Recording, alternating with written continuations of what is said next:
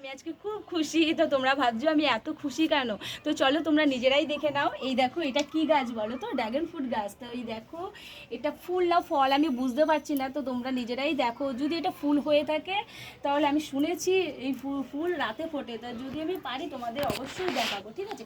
তো এই গাছটা প্রায় 1-2 বছর পর এটা ফুল না ফল জানি না হয়েছে, এটা 1-2 বছর পর, তাই এর জন্যই আমার এত খুশি হচ্ছে।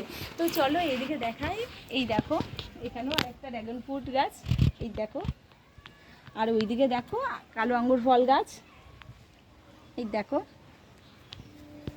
আর এইদিকে দেখো আমাদের এটা আম গাছ, এই দেখো আম গাছ।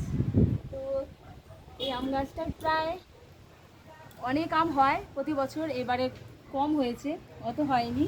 তো আমার একটা ছোট্ট বাগান এই যে ছাদের উপর। তো আমি আজকে খুব খুশি এই ড্রাগন ফ্রুটটা হয়েছে।